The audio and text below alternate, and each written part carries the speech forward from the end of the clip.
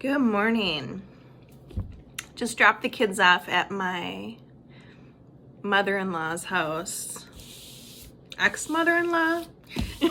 My mother-in-law? I feel like she's still my mother. So they could have some time with their grandma. That we would read this devotional part in the Bible today called Turn Around. I've never read it before, so we'll see what it says. I've just been sitting here eating leftover like sweets from Christmas. I got rid of most of it.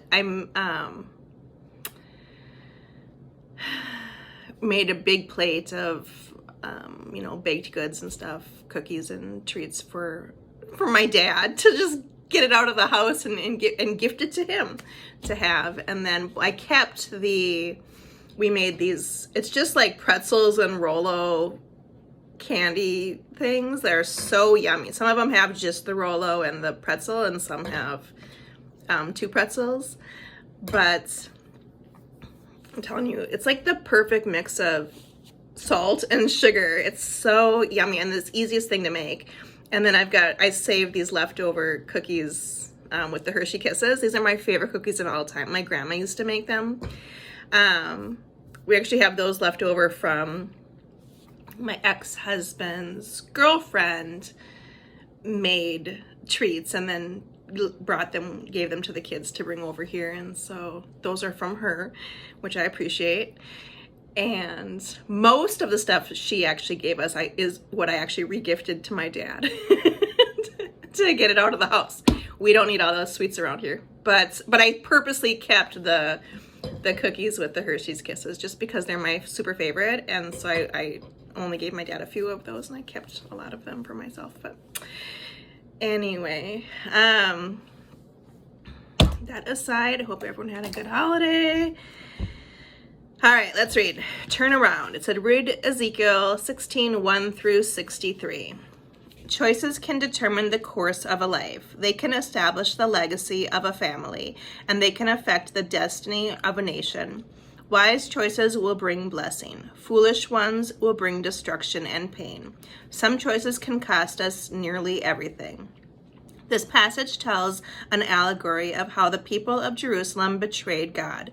The language paints a picture of a loving God who had compassion on people who had nothing of their own, who were alone and helpless. God's tender care is beautiful to see, but we are shocked as the story continues. The people betray God. They abandon their Savior and pursue other gods. God's love is spurned by the people's willful and selfish choices. Maybe you've made some poor choices too. Have you chosen to walk your own road, going against what you know to be right? Has the allure of illicit love, personal ambition, intriguing philosophies, or accumulating things, or anything else caused you to overlook what is really important? Have you realized yet that God is not going to change the rules or make an exception for you? God will deal with you. There is no getting around that. He loves you too much to leave you to follow your own ways or the ways of the world. The next choice you make could be the one that changes your life. Instead of going your own way, return to the lover of your soul. Rather than making choices on a whim, think carefully and wisely. Be honest with God about the mistakes you've made. Let go of your self-centered ways completely and turn full-faced toward God. Be intentional, deliberate, and choose to offer your bodies as a living sacrifice, holy and pleasing to God. This is your true and proper worship. Do not conform to the pattern of this world, but be transformed by the renewing of your mind. Then you will be able to test and approve what God's will is, his good, pleasing, and perfect will. Romans 12:1-2. Turn around. That's a good one.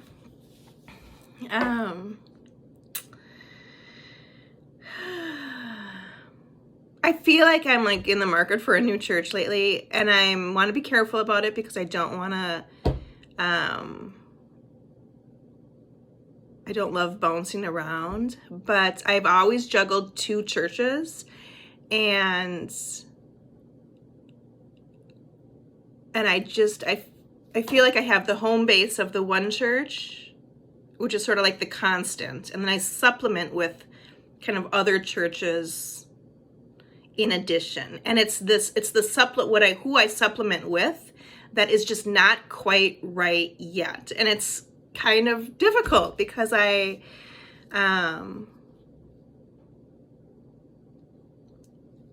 can't just do the one church. There's enough lacking there where I do need to supplement, unfortunately. And although I love them, I need other stuff too. And so it is beneficial to have this, like usually what I call like the big church, the little church. But it feels like I've just not found the right fit for a little church yet. And I am not sure if that's because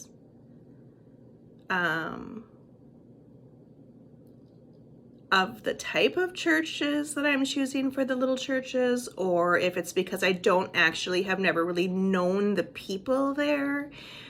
My first experience, or it's because I'm so new to Christianity and the small church culture is just so foreign to me. Like I don't want to say repellent, but I struggle with it. I struggle with the small church culture at times. But the first one I ended up at just by chance, just on occasion, randomly, because years ago I was brand new to my faith and was dating somebody, and he happened to have a pastor who lived across the street who happened to have a church, so we would go there, and it was wonderful. I really liked it, and I can tell that pastor can hear from God and is truly a Christian. And yet the disadvantage was that was an hour away from my own city, 45 minutes away, and I never really knew the people. I never really knew the pastor. I didn't really, they maybe thought they knew me from their interactions with my boyfriend at the time, but that's not knowing me. It's just 100% not. And that disconnect of not actually being fully known, fully loved, was difficult. And then of course, then I ended up breaking up. We broke up, and then it was actually harder for me to leave that church than it was to leave the relationship, because it wasn't an appropriate relationship for me to be in at the time, especially new to my faith like that. It was beneficial, and I'm so thankful for it, during COVID and stuff, when I was just so weak feeling. And yet it was hard to leave that church. And then I found a very similar one. They're both evangelical free churches, which is not something I would on my own necessarily seek out. It just kind of fell into place. I found another one that was kind of similar. The pastors are like completely opposite personalities, but interestingly, they know each other. And it had been good in ways and also horrible in ways, again, due to this pattern of them not knowing me. And that's my own fault. I am extremely introverted and not open to the let me hang out and do the potluck kind of thing. Like it's all small church culture is still very cringy to me as a new believer. Like I'm just like, want nothing to do with it. At the same time, I want to go. I'm drawn to go. I want to go to church and worship with other people, but I at times also cannot tolerate the small church world. It's a weird mix inside this body here. And so I've kept my distance, and I think that has caused problems, because then, you end up being gossiped about and talked about, or people think that they know you, you know, from one or two interactions, and they don't, because I'm keeping my distance. I'm not being engaged. Nobody knows me there, you know, so that's hard. And yet, if it was a right setting, and if it was, I don't want to say it's not safe, but if it was right, and if it was safe and appropriate for our family and my daughter especially, then they would know me and things would fall into place in a better way, you know. And the fact that it's been over a year and it's not, I'm trying to get this cat away. Kitty. So always does this. Kitty, you cannot be here. Sit. Then I think it would just fall into place if it was right. And it's the fact that there's still, even when I thought things were going to be fine, that it's still signs of things not being fine, that I just don't want church to be hard. I want church to be joy, you know, in my life. So I'm kind of in the market, like looking around, like where else, who can be my second choice, my supplemental church. And I'm trying to look more at like, and it's an experiment, because I'm new enough to all the Christianity that I don't really know what fits and what doesn't. I did a survey. According to the survey, I am conservative Christian Protestant. Whatever that is. I don't even know what that is.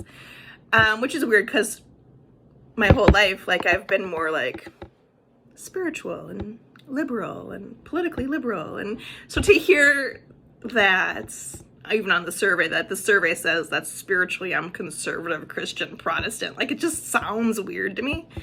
But anyway, I think I'm going to try researching either the Pentecostal, I think I love the Pentecostals, but I could be wrong, or else also Assemblies of God. I think between the Assemblies of God and the Pentecostal, like, hopefully I'll find a good one there. And what I'm looking for is one that has good long-term small groups. This cat is killing me. Kitty, why? My big church does a lot of short-term groups, and I am tired. I'm over the let me join a group that lasts for 3 months and then it ends. Like, I cannot do the start and stop of the trivial conversation where you're not knowing each other in a deep, real way, because the group ends in 3 months and you wash, rinse, repeat, start over again. It's killing me. I cannot do it anymore. I miss when they did long-term groups. So I think I'm completely done doing groups at that big church. And then hopefully I can find one of these churches that's more of a fit, and then hopefully they'll have like a long-term small group set up that's a fit. And I'm just praying that it just falls into place. And then also that it's appropriate for my daughter, because all of these churches I sort of assess what works for her. Where can she serve? Where can she be involved? Where can she go to the children's or the teen programs? Where will she be okay? And right now her preference is our big church. She prefers the messages there. She serves with me there. That has been really wonderful for her. They're opening up a campus that's right by her dad's house too. So we kind of worked it out where on the weekends, if I have to go drive for 45 minutes to go pick her up, that we can go to actually that church together in that location. And maybe her dad will start to go, or maybe his girlfriend will start to go. Like, maybe the family who lives down in that area will start to attend. Like, I'm going to invite them. I'm going to be like, let's go. You know, I'm going to church with her on whatever, Saturday at 4. Like, you guys come. Like, I'll invite the family. We'll see if they'll come, you know, and I think that will be good for everyone. But I still want, what I don't like about that big church is the Wednesday night for the kids situation is just not good for her. It's too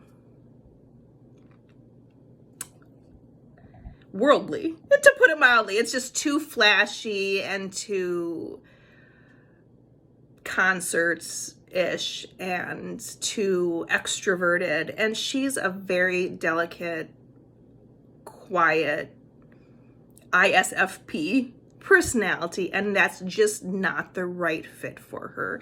So what I'm hoping for is when I find a good supplemental church that doesn't have things that I feel I have to protect her from.